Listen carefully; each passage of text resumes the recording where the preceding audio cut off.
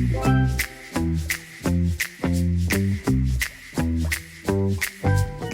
right, well, let's go ahead and get started. So we want to welcome everybody to nRhythm's design sprints. These design sprints are really catering towards addressing or the opportunity to see different aspects of our society through a design lens. What can we do to consider the things that are happening from politics to education to the arts as a way to imagine some of our societal changes and shifts. So today we're excited to welcome Jonathan Bradley, and Jonathan is going to help us reimagine the Institute of Live Arts as an agent of social change. So that's really the essence of what we'll be talking about today. And so we will, the way this design sprint works, just so that you know, nRhythm is doing a little sensing and mapping in the background while Jeff, one of our colleagues, is having a conversation with Jonathan. So as that conversation is going on, you may be inspired to ask a question, so drop it into the chat. And when there is a time to unmute, you may just get a chance to ask the question directly. So, but it's really short. We're all going to do this in about 30 minutes, or in about an hour, about 40 minutes of conversation, and then 10 minutes of recapping that conversation and maybe some questions. So with all of that, we're going to get going. So I'm going to pass it over to Jeff. Jeff? Great. Thank you, Trey. Thank you, everyone, for being here. Thank you, Jonathan, of course, for joining us and having this conversation. So Jonathan and I have known each other for how many years now? Gosh, at least 10. Yeah. Mm-hmm. Wow. So at least 10, more than 10 years in a number of different contexts. But we're talking more and more about what we're both doing, what we're both trying to bring to the world, and realize more and more in those conversations that, wow, there's some real cool things to explore here together. So that's also what this is. There's folks here who are very familiar with nRhythm, and there's clearly folks here that are very familiar with the crossing. And so we hope to talk a little bit about both there. So for Jonathan, for those here from nRhythm community who may not know you or the crossing as much, let's start there. How are you coming to this work today, and tell us a little bit just about the crossing in general. Well, I am the executive director of the Crossing, which is a professional chamber choir that specializes in contemporary music here in Philadelphia, which is where I'm talking to you from.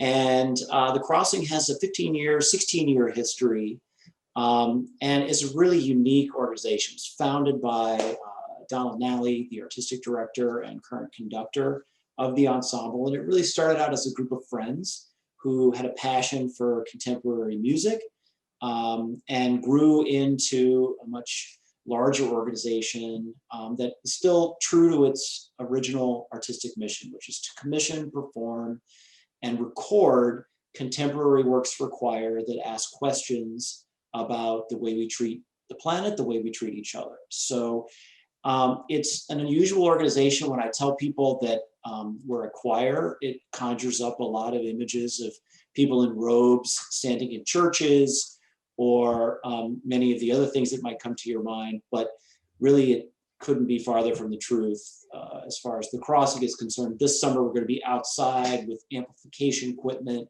singing about contemporary issues that consider the COVID experience that we've all gone through, some social justice concerns, and really different formats. We do a lot of audio, video.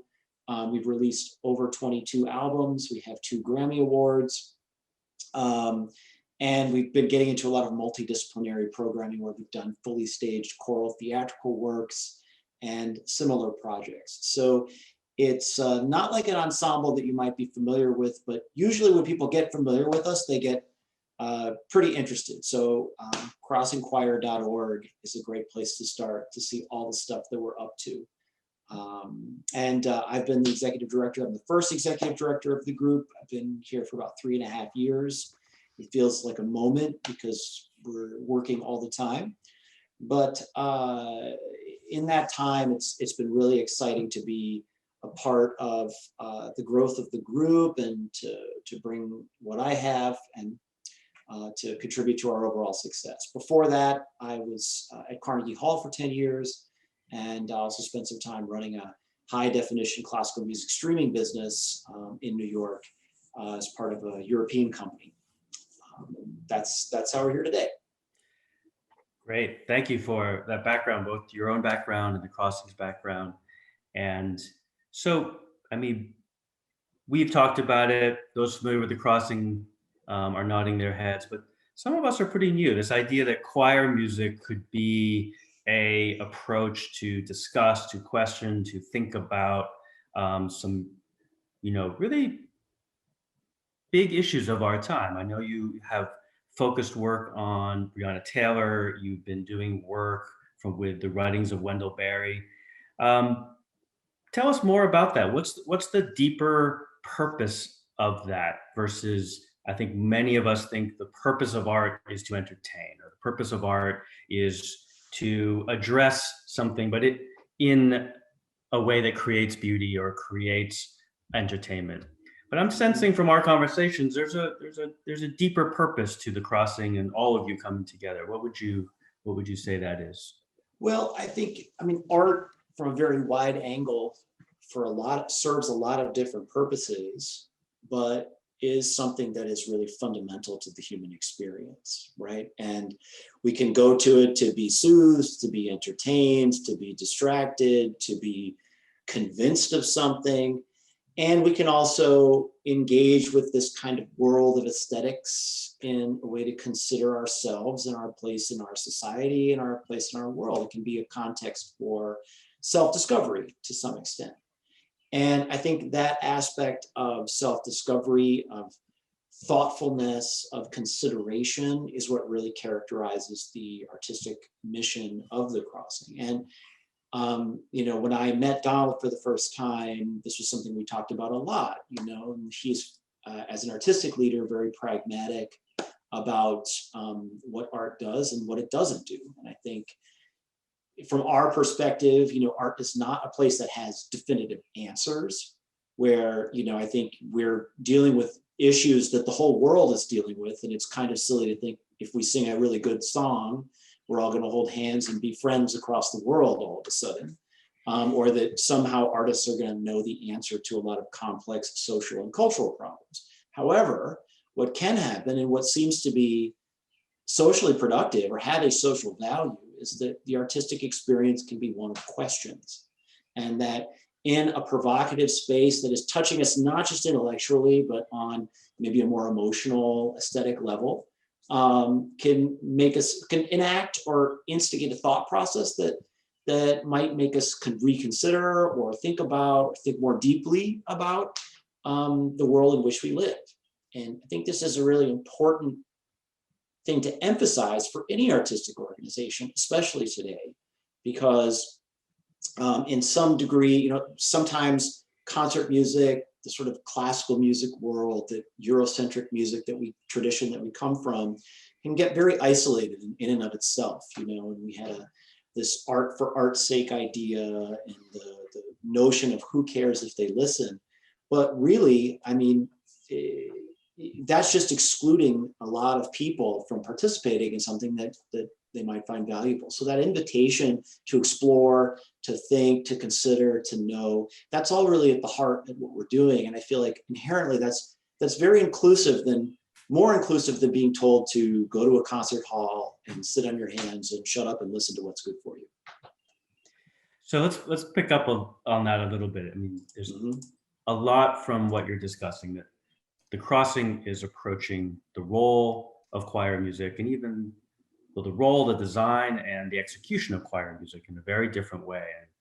And so what are some of those old assumptions about what choir music is and its role that really need to go away? I'm sure that shows up as tensions in the work you need to do. What, as we often say, actually, it's sort of what assumptions actually need to die so we can reimagine it, so we can reimagine its purpose and recreate something new. Well, I have some really fine colleagues here who do amazing work in the choral space. So I don't want to be too presumptuous, but from my perspective, I think any art form has to ask the question, why should anybody care? And really think about it from a perspective of what is being shared and what is being given. Now, choral music has a fascinating history, and I'm not the expert on that, but I mean, it comes out of a religious tradition, a church tradition. But the basic mechanics of it are human beings vibrating in space, and something that we all communicate to each other with our voices. And in the past, that's been used to magnify or consider or maybe think about spiritual concepts. And through the European church, through gospel choirs, and so on. And that's been a big part of this tradition. We're in a world now, we're really in a post-religious world. So I think what's more on people's minds is less their relationship to a creator or that spiritual mindset, but more about like, how are we living in this society? And so I think using the human being as a medium for communication is compelling to when you change the content, the root, the source material. I think there's some challenges also because I'm just going to say not all choirs are from Europe. There's choral traditions all over the world in many different cultures that for many different reasons. But the tradition that we come from, I think it's fair to say that there are some assumptions about culture and values that probably are worth unpacking from a 1,000-year history of Eurocentric music, just by the result of what the history or the legacy of European society is, both good and bad. We really have to see like the things that are really valuable, the incredible works of art that have personified humanistic thinking throughout history, and also the mistakes and the oppression that come with cultural supremacist ideology. And it's not that there's an easy answer, but we just want to unbake this cake and kind of look at the ingredients and take the best things out and maybe leave some of the culturally supremacist ideas to the side, because that only benefits art, that only benefits the reach of the art, and it only expands the medium of the human being to communicate with others. Beautiful, Jonathan. Thank you. So let me ask, let's choose a scenario. Someone has someone who's not so familiar with the crossing, not so familiar with their work, is coming expecting a pretty traditional choir experience, comes to one of your shows.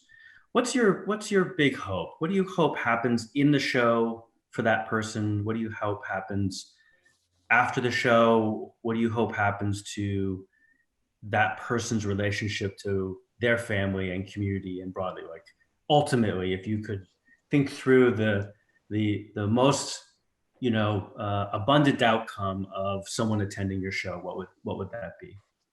Well, one of the ideals of the crossing that resonates very strongly with me, that has been a part of this organization before I've been here, but one of the reasons why I am here is this idea of community and what is created in a moment of performance, of shared between what's happening between artist and audience.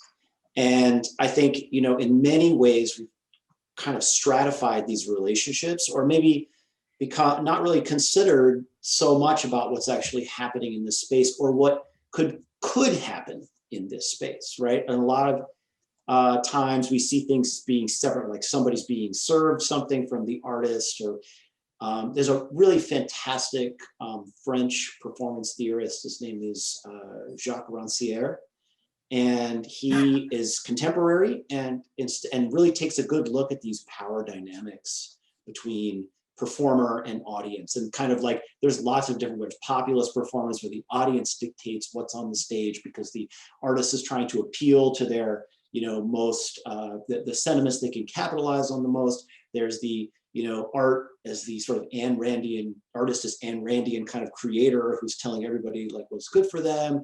and the power dynamic is different. But I think very pragmatically, what Rancière is kind of pointing out is this equanimity of experience between audience and performer, and that what actually happens at the moment of performance is worlds that are coming together, and art is the catalyst for a collective experience, right? And what sort of hopefully sustains and helps that experience to develop is the role of the institution, which is to just make sure that all the bills are paid and everybody gets there, and we could get people from one place to another to make the performance happen, and repeat that again and again and again. But essentially in that moment is a kind of community and a sense of coming together and a shared experience. And that is a kind of richness.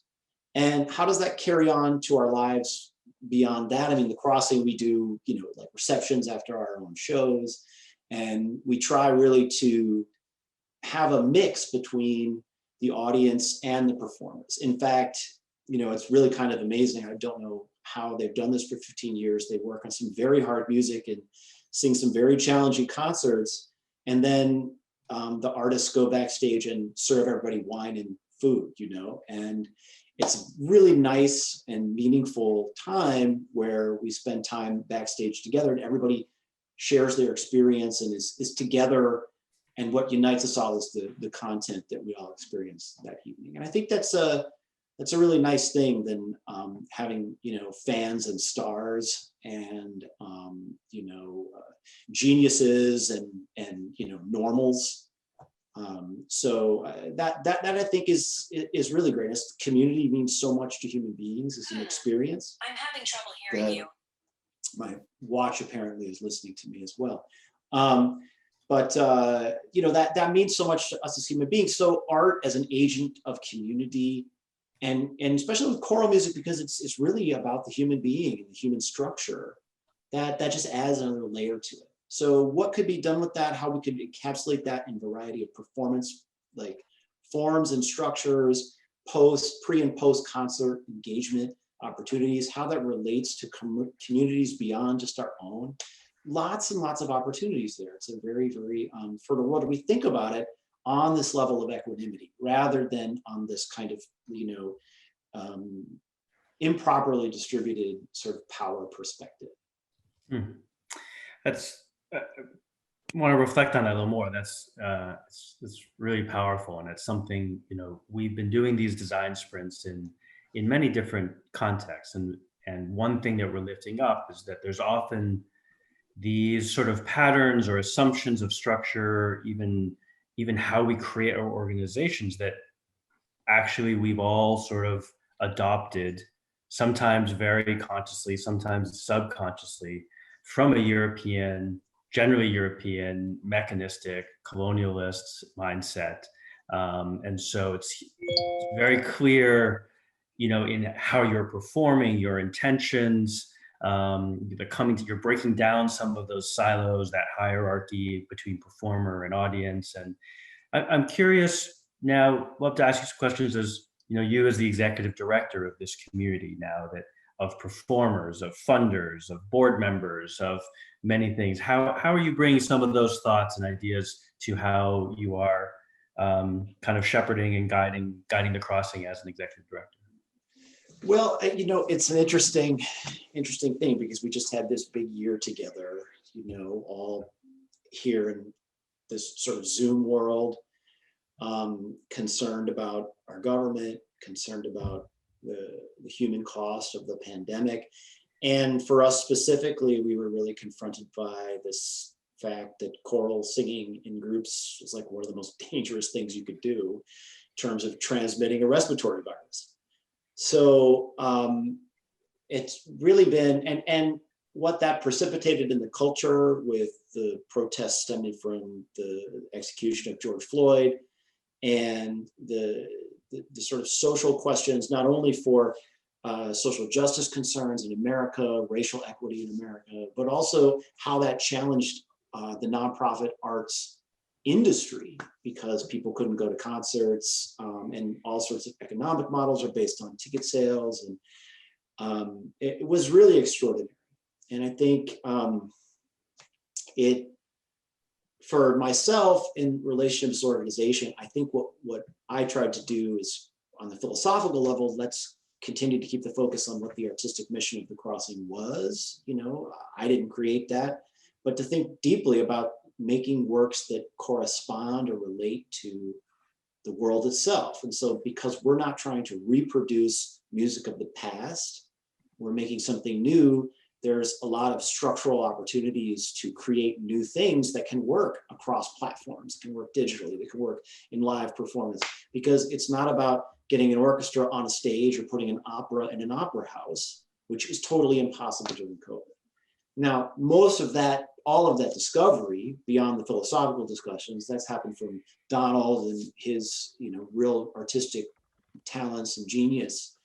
On the organizational side, I think we've also had to consider, like, what is an organization that supports that mission and how does it respond to the world that we're living in? And so for us, that started an organization-wide diversity, equity, and inclusion process, where we spent several months, like, really, I mean, we're a mostly white organization that cares about these issues, but also needs to recognize that we don't, what we don't know. And how do we start to cultivate resources and relationships that give us insights beyond our own cultural limitations? And so I think in terms of that aspect, it's really become a big part of the organization. It's stimulated a lot of conversations. It's promoting a lot of organizational growth and transformation of organizational culture, where we're in the same stream, we're going in the same direction, but we're seeing different nuances to how we could actualize the values that we've been talking about for so many years. And that, I think, pragmatically for myself, I think our organizational journey is our own individual journey, because I'm not an expert myself on any of these topics, but if there's anything this last year has convinced us of, it's that we all can learn and grow more.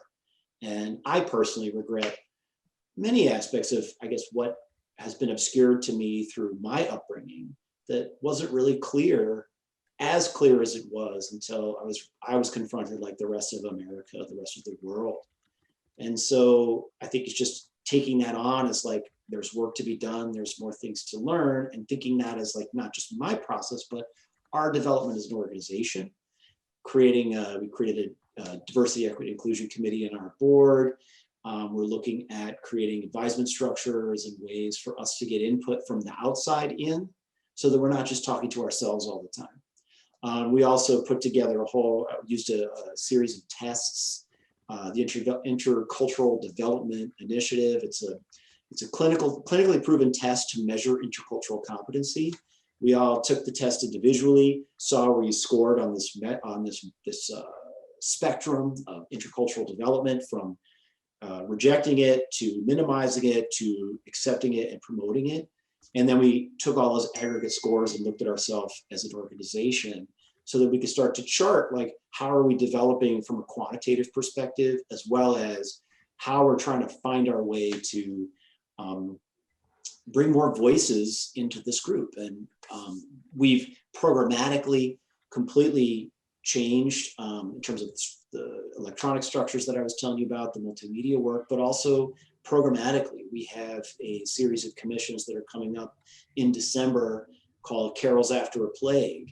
And that's 12 different composers who've never written for the Crossing before, from a variety of very diverse backgrounds. We have A.J. White, a trans composer, Tishon Sori, one of America's, like, most celebrated African-American composers, Shara Nova from My Brightest Diamond. And it's just a very diverse set of voices that we've never commissioned before. And they're all writing works that essentially are going to help us, like, emerge, or at least be a part of the consideration set of emerging from the life that the world that we've just gone through in the last year. This summer, we're doing a series of 3 concert series outdoors at different places around Philadelphia. One of which is a piece called The Forest, that is about the singers. It's a installation piece where you walk through a forest. the singers are obscured in the woods, but the speakers are along the trailhead. And the piece is about being together and being apart, and what that was in relation to COVID. Forests, trees, people together, apart, all at the same time. The great jazz composer Matna Roberts has written a piece for us about Breonna Taylor and the historic violence of African-American women. And that is a reinterpretation on a variety of levels, not only of the topic, but the structure of music. The score for it is just a collage that is suffused with incredible meaning related to the Breonna Taylor tragedy and the African-American experience in America. And we're going to premiere that in the Woodland Cemetery in West Philadelphia in partnership with several Philadelphia organizations, Ars Nova Workshop, the Annenberg Center, as a way for us to not only present the work, and it's again an installation, you walk through it, but also to engage with the West Philly community, which you may know, that's where Walter Wallace was shot over the summer. There was that's where the whole Move tragedy took place, a couple decades ago. And it's a community that we, is not necessarily a part of our audience, but here's a chance for some worlds to come together and for us to see what happens and for us to all learn. So I think those are some things that I've been a part of in terms of, Donald's thought up all the artistic stuff, but how do we present it? How do we put it together in a strategy? And how do we create a context for all of us to learn and grow? It's incredible projects, incredible process. And thank you so much. It's really inspiring to hear. And I'm curious a little bit more about what's it like for, say, maybe your performers? I'm sure many have been trained in a very classical background often. And what's it like for them to come into this set of this community that you've been describing? What's the transition like for them? And what does it do for their energy? What does it do for them as a performer? If you could speak for them a little bit, since they're not here. Well, my sense is that, particularly the folks who've been with us for a long time, this is their first creative commitment. We're in the new music business, so there's not a huge, we're not selling top 10 records and selling out Madison Square Garden with these concerts. So although we raise a fair amount of money, we're $1 million plus organization, there's not a lot of money in this kind of music. So in terms of other choirs that maybe have larger audiences or sing works that can draw a larger population, have different economic models, our pay is not, we work at this every year, and actually the artists are the core of the organization. We have an artistic committee, we have singers on the board. All this is really important because this is an artist first organization, because there's no organization if there's no art happening, right? We're just moving papers from one place to another instead of facilitating something that is much more interesting. So I think they are very committed. This is something that they really believe in. They're incredibly talented. They can sing a lot of stuff that is really unique. It's a very unique set of skills. There's a joke among the choir that is like, just because we can composers doesn't mean you should, because sometimes we get some very hard works. And making things that are new is never a comfortable process, because you're always dealing, you don't have the safety of 500 years of performance practice of a piece, right? Of all the added value of people thinking about it and reinterpreting it. You're doing it for the first time. You're striking out into the unknown. And in some cases, I've seen some, there's incredible concerts where everyone comes off like completely inspired and feeling amazing. And I've also seen brilliant concerts, absolutely brilliant concerts, where everyone's tired and cranky after, because it was, like Donald's got back problems because it's like hard to conduct all the intricacies of what's there and all of that. But so it's a birthing process. It's a collective process. And they spend a lot of intense time together. And I think they really enjoy that time. They also like going apart, after the gig, but like it's a very concentrated and focused and committed. And there's a lot of trust. There's a lot of trust between the singers and Donald, the conductor. And that commitment really brings out a lot of really exceptional music making. Wonderful. Thank you so much. I'd love to know a little bit more for those of us, most of us, I'm sure, are only on the receiving end of a performance. And we know somewhere, I can speak for myself, we know somewhere there's been creation, there's been rehearsals, there's been fundraising, there's been all kinds of things, all kinds of decisions and communication that had to happen to come together to then culminate in this performance. And give us a little sense of that process, maybe a particular performance where that went well, and how does something start from the inception of an idea? How are decisions being made? How is communication flowing until it culminates in this place where it's now an experience, a shared experience that you talked about?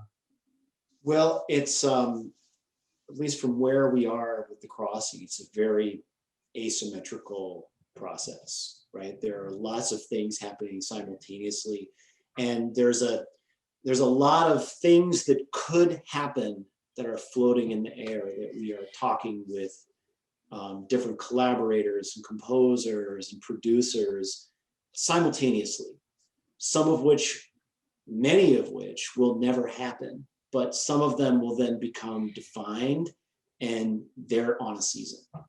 So I think it's a lot about just being in the ether with a lot of possibilities, and then kind of like as things, some become more solid than others, like really getting them focused and into a season structure that then we know that we can facilitate, that we can fundraise for, that we can commit to, and trying to get that on a track of like a couple of years in advance, right? So we're not just seat of the pantsing it or being completely in the moment, but that we have a structure that's flexible enough to accommodate like this kind of creative possibilities without limiting it, but also when things get clear, we know how to move forward. We know what to do. So that's some of the budgeting processes that I've developed. We have this modular thing that we can take projects in and out, it's on, it's off, and we see the effect on the end of season forecasts. We also have developed a broader network of consultants and other professionals with production experience, so that when we do move into these like heavier lift productions that are not just stand and sing concerts, we have resources and expertise to kind of help us source materials and labor and put productions together.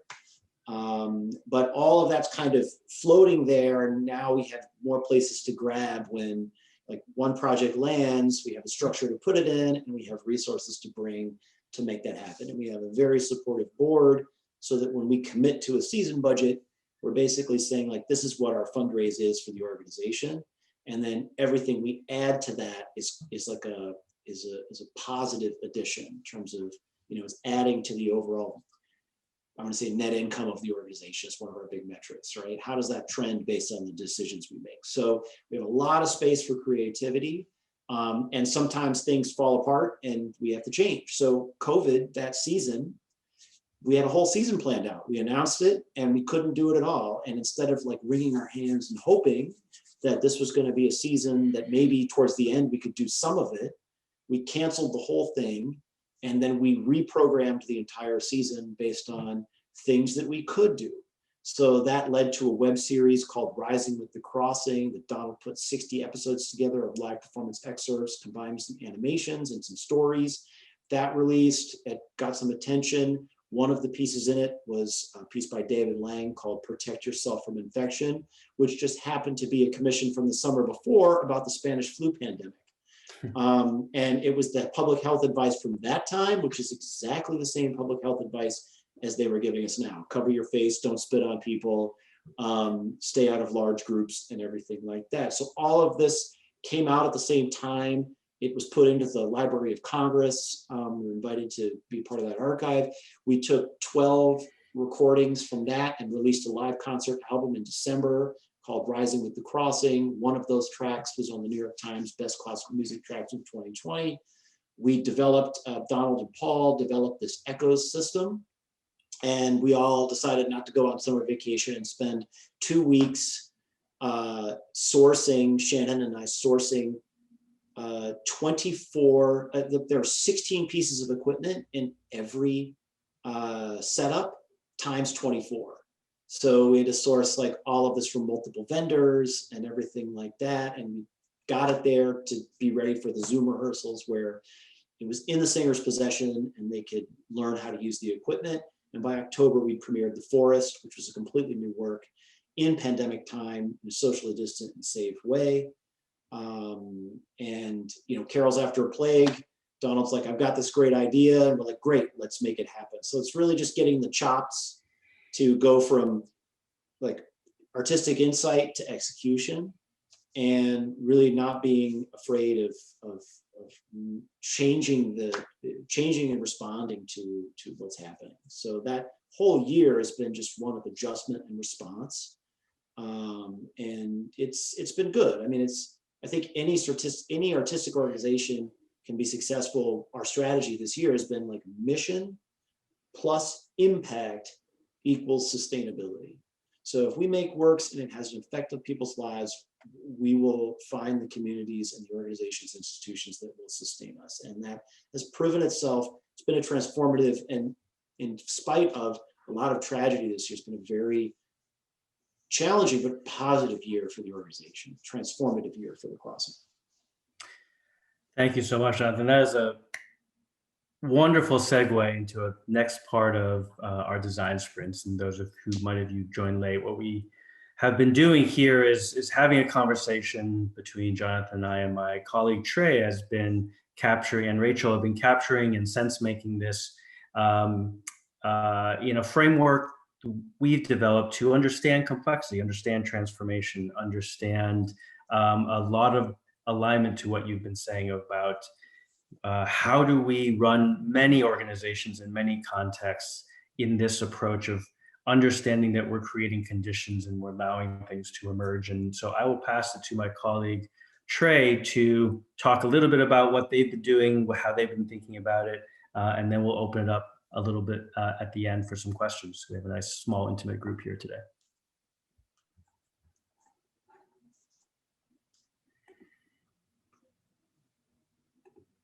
Oh, and you're on mute, Trey.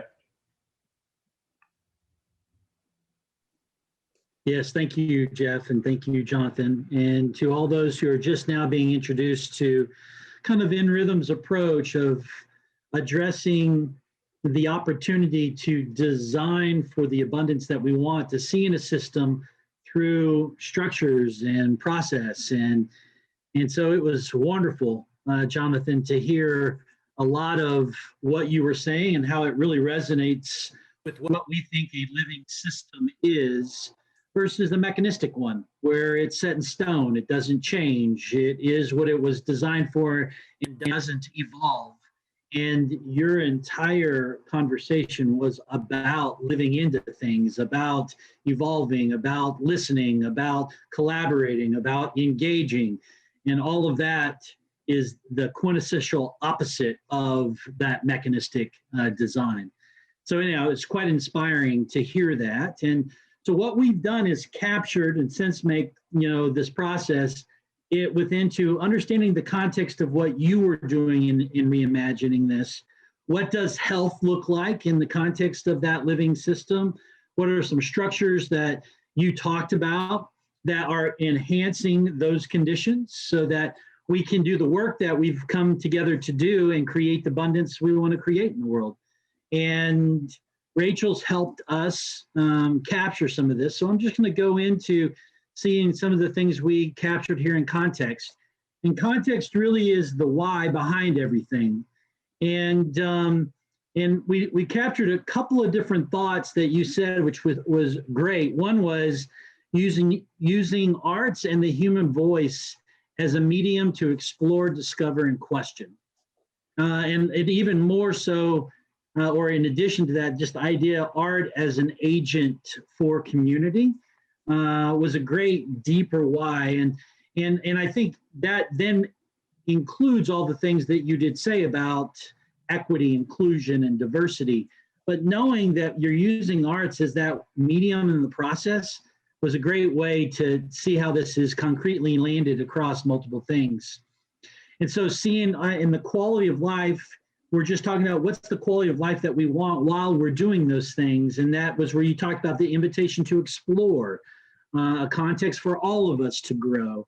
It being an artist first organization for creativity and ingenuity, and that the community between arts and the audience, that it doesn't stop at the performance. It actually is expanded beyond that. It's not just about artists performing together. It's the community that's created and the extension of what that is with those who come and participate in that process.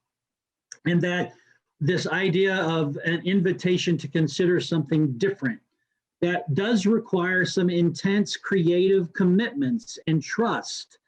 And you using the example of what happened in the year of COVID, I'm sure the opportunity to lean into one another, knowing everything had changed, and we could have, like you said, washed our hands of it, or we could focus on what we could do. And those are all behaviors you guys committed to one another to do, and you were able to experience, like you said, one of the best years ever in terms of what came out of that from an impact standpoint. And that it's not limited, it's actually integrating arts into that larger community. When we think about that supporting environment as a means for something that could really create transformation and impact. And you said it earlier in your conversation, and I captured, I can't remember exactly where I captured it, but I'm sure I'll find it, where you talked about the idea of, yeah, here's where it was, where we talked about mission plus impact equals sustainability, and that's your work. You know, you're integrating and weaving those things together, and that you're using arts as a medium for doing that. When we think about, health, a lot of things that came up in this, the idea of that self-discovery was fundamental to the human experience, and that art was a part of that, and that we're seeing this as a community for artists. That for us, we see thriving members or energy flow being when people feel like what and how the design has come about is something that gives energy to people. And it's obvious that that's what's happening here. And then, as Jeff said, there are some things we talk about when we talk about how the nutrients within a system needs to cycle, and sometimes those nutrients need to be reorganized. So we use the word death as a way to give birth to something else. And some of the things you said needs to die, that cultural or colonial supremacy, that arts is more than entertainment. entertainment. So that just needs to die. And I actually loved capturing this here, and that is what died in 2020 was the COVID year programming. You know, that had to die to give birth to something else. And it sounds like it was an amazing experience of what that was. But as a part of those, you also talked about how this is an a process that's not symmetrical, it's asymmetrical, right? And that it requires a lot of collaboration, and that arts doesn't have definitive answers, that it requires asking questions as a part of it, the process. And you referencing some really incredible thinkers like Wendell Berry as a means to force some of those questions and some of our own US-based experiences over the last year.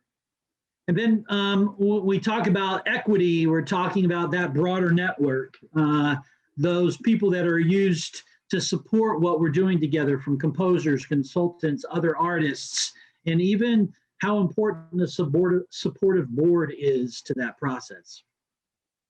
When we got to structures, there's so much that you said. We spent a lot of time capturing a lot of the structures.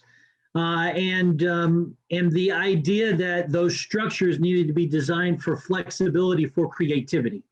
And so without those kinds of flexibility, without that kind of flexibility, we kind of catch ourselves designing in a vacuum. So that had to involve diversity, equity, and inclusion, and how that really influenced some of the structures and involving that larger community. And I love the idea of that we are vibrations in space. And so that was really a structure that you guys are utilizing as a means to create art, and that human beings are just a medium for that communication, and that we use the structure of pre and post engagement of performances as a way to create even more community, that it's actually intentional and not just an afterthought. And that, again, as we said earlier, art as an agent of community and weaving even that ecological or natural component into it, so that was a part of that overall experience. And then when we got to capturing, the work, so much that you guys are doing, I already talked about mission and impact equals sustainability, that you said works that correspond with what is happening in culture, makes it so relevant and meaningful.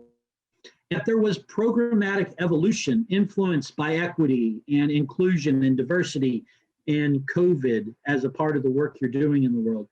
And so all of this creates abundance.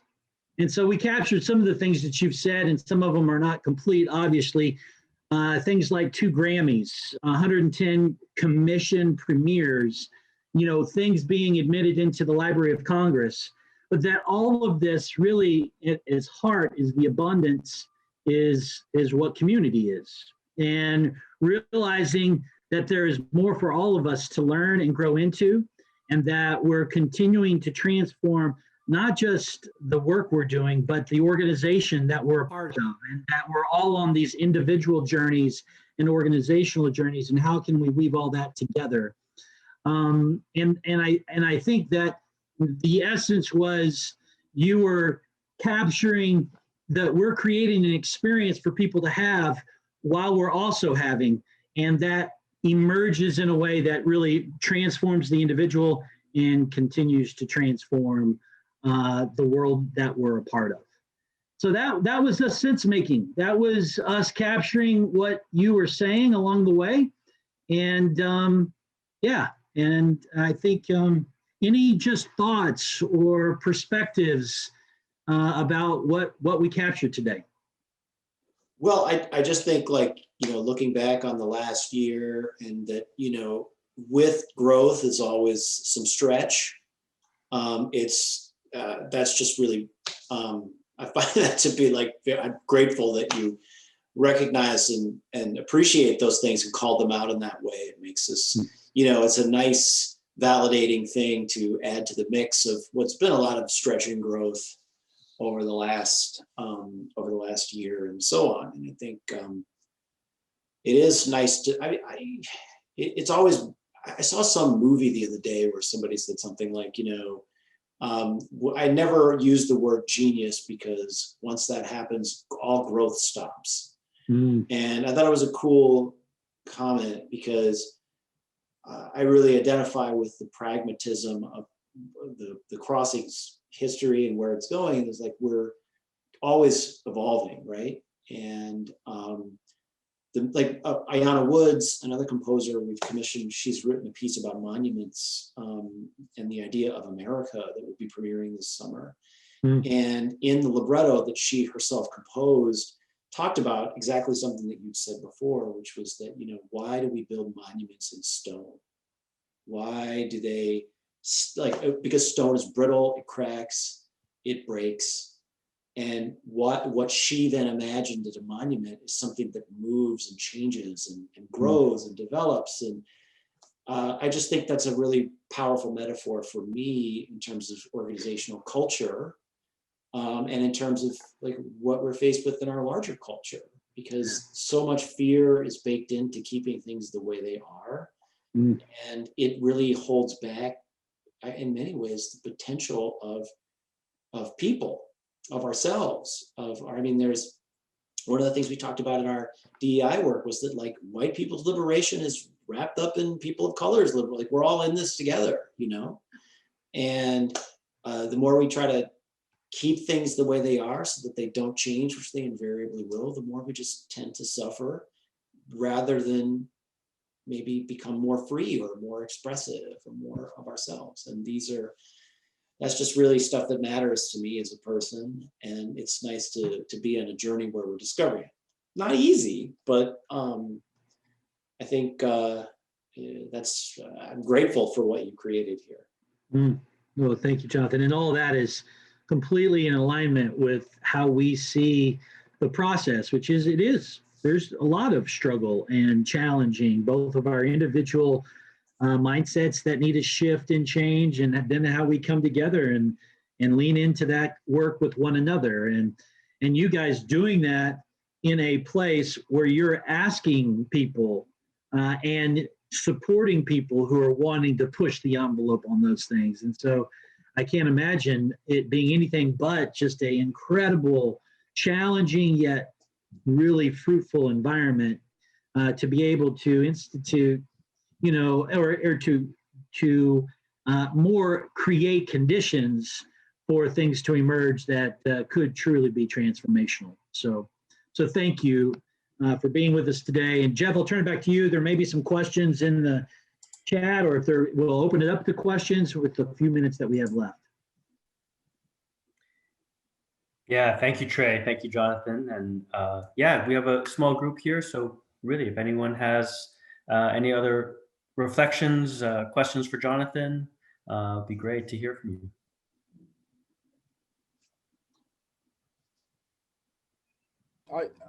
I just have one observation, because I find this very interesting. I don't know about the crossing, and I'm going to look it up and do my research, because I grew up singing in choral groups as a child, in junior high school, in college, and in church. And in this discussion, the concept of harmony was not mentioned. And I think harmony is something that, although it resonates with in a choral group, harmony is a concept that we all need to learn how to live and work and exist together. And harmony is a concept that we all fall short of many times.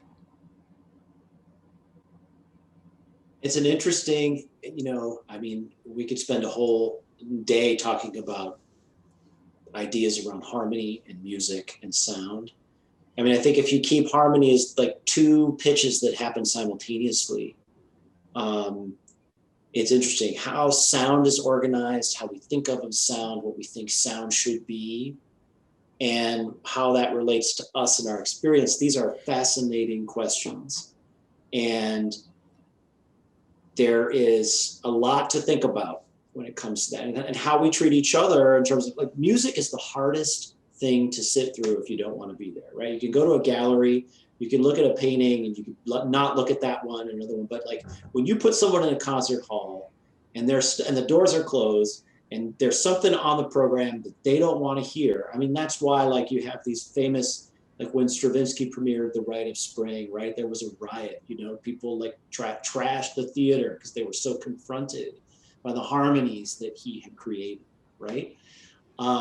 So on the one side, like working together, trusting each other, having like, a good organizational mindset is really true, but you never, I think, ever get away from the dissonances and the incongruities of things. And I think in a way, particularly like contemporary music, at least from the traditional we're in, is also challenging us to embrace some of those irregularities, some of those sharper sounds or those dissonances. And that's interesting to incorporate that, because that also stretches. So there is harmony, there is organization, there is warmth, trust, functioning, and everything. But I don't think you ever get to a place where things are always, where things are, you never get to that end where it's all working perfectly, And that's where growth and change and development really is, in those weird, gnarly spots. Thank you so much for the reflection and the question and the reflection. Maybe time for one more question or thought from anyone?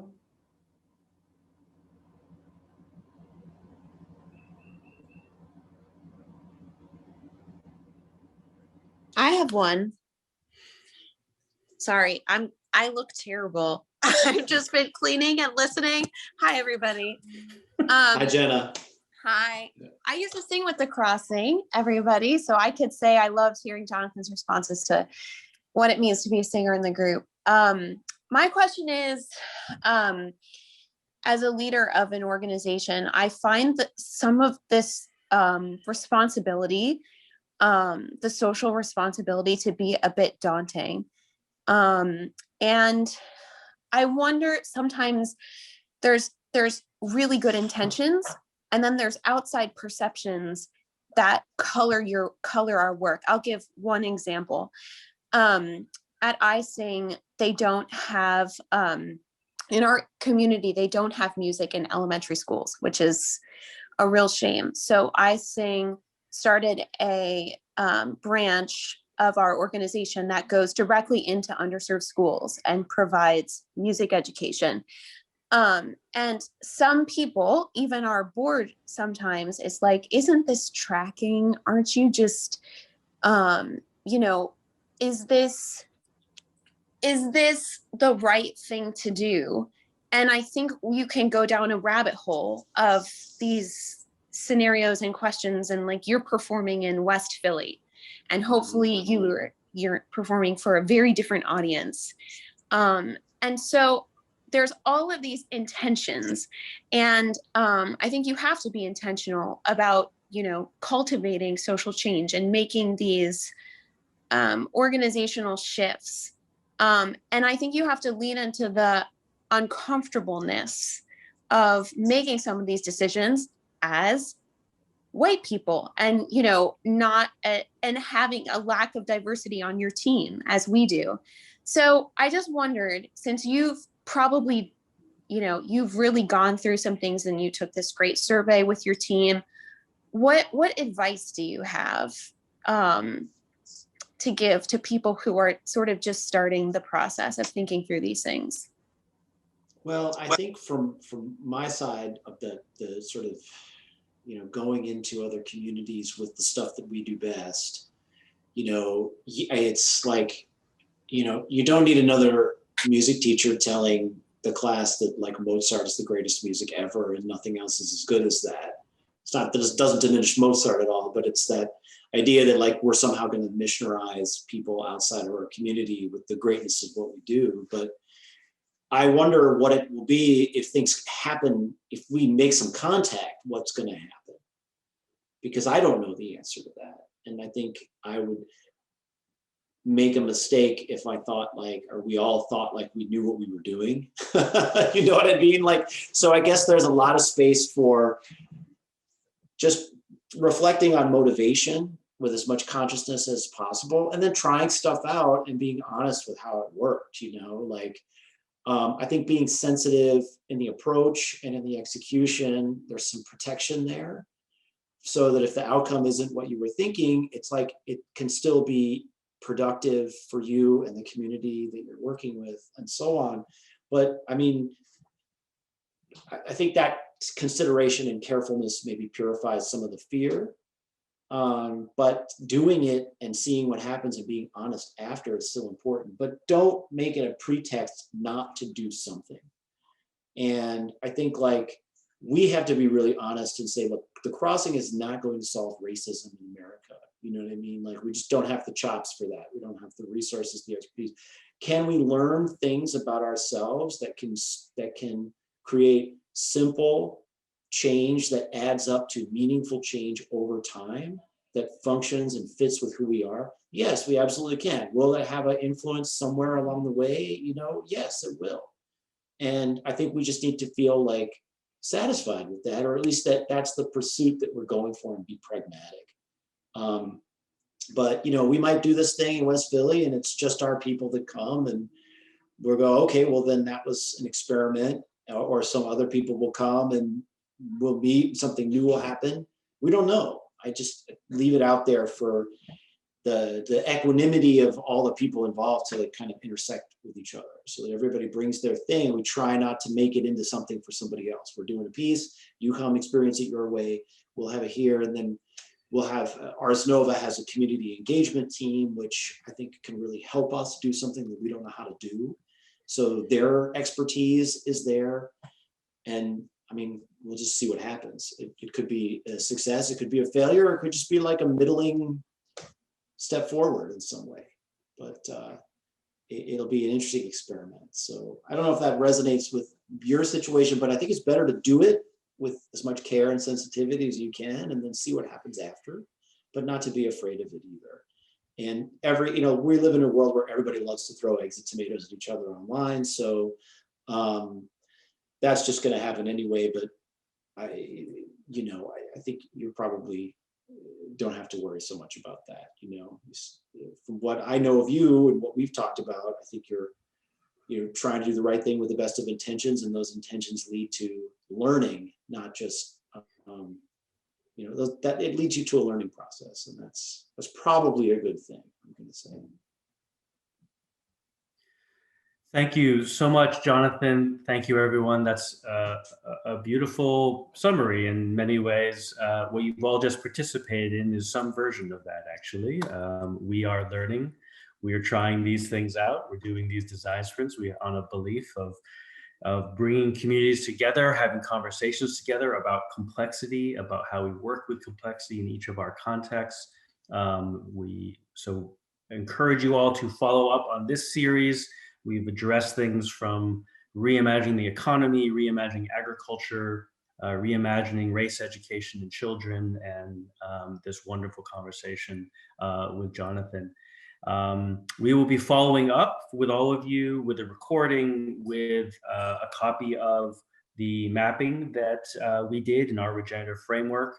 If anyone has more interest in anything nRhythm does, please go to our website. And Jonathan, if people want to know more about the crossing, where should they go? crossingchoir.org. Fantastic. So please join me all, and thank you for thanking Jonathan for your time and your wisdom and your posture and your approach to the world. Thank you. Thanks, guys. This was awesome. Real pleasure to be here today. Nice to see everybody. Thanks, everyone.